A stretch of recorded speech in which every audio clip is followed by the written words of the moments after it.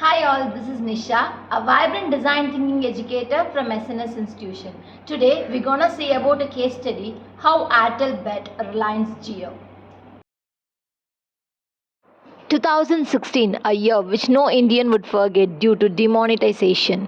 But another major event happened that year that shook the entire telecommunication industry. That is the launching of Jio by Reliance Industries. While we, the consumers, were enjoying the newfound luxury of the internet.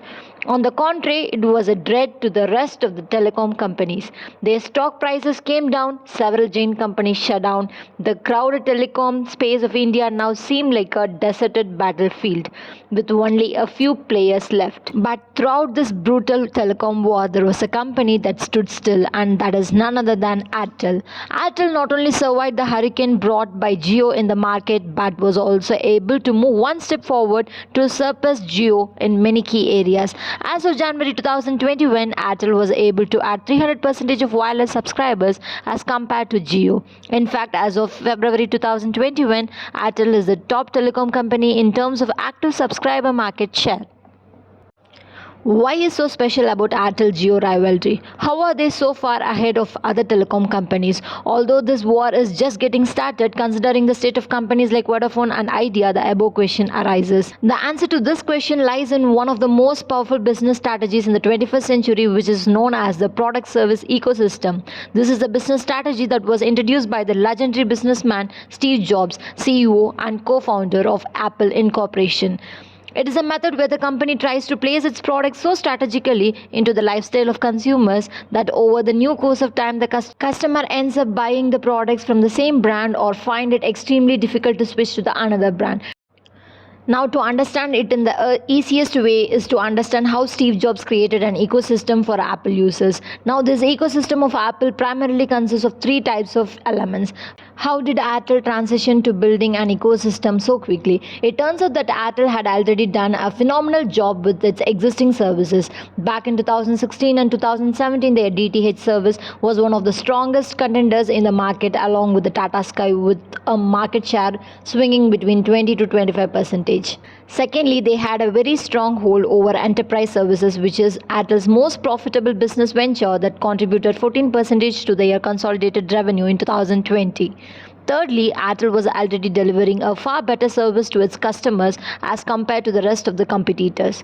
And last but importantly, the foundation of Airtel broadband was already laid in 2017 itself, wherein they had 21 lakh connections in place. Now, if we compare this with the rest of the competition, it can be clearly seen that they were severely lagging in multiple aspects as compared to Airtel. Vodafone and Idea did not have a significant DTH presence at all. Videocon had a good DTH presence but did not do well with the mobile users. Thirdly, Tata Sky was a market leader but Tata Docomo was a failure. But this is where Airtel took some very bold steps to hit a home run. Airtel went on to a shopping spree to start acquiring smaller players like Videocon Telecommunications in 2016 and Tata Tele Services in 2017, and this gave them two major benefits. It brought them more spectrum and it prevented Jio from acquiring these companies and concerning Airtel. Secondly, they decided to narrow down their forces down only to high value customers and they imposed a minimum recharge limit. What was so special about the pandemic? Well, as we all know, pandemic skyrocketed the demand for high-speed broadband connections because of major lifestyle changes in the consumer life in the form of work from home and education from home. Here is what happened. Airtel used broadband as an alternative and positioned it as an entry-level product to get customers into the Airtel ecosystem. When it offered the customers broadband connection, it also came with an additional offering with something called the Airtel Extreme set-top box, which gave you 1 month of DTHT pack free with Prime Video and Disney Plus Hotstar, even at the base level plan. So what is Airtel doing over here? It is using its second superpower of the ecosystem strategy, that is the loss leader strategy.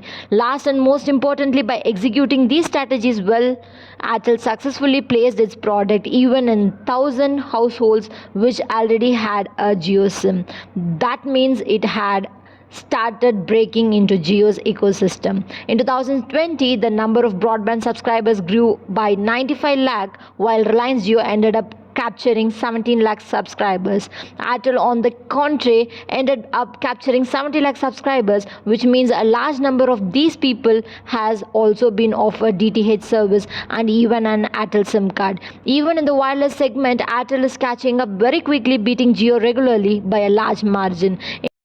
Hope you guys have understood what we have discussed in this previous videos. To get in touch with me, ping me through LinkedIn. Thank you.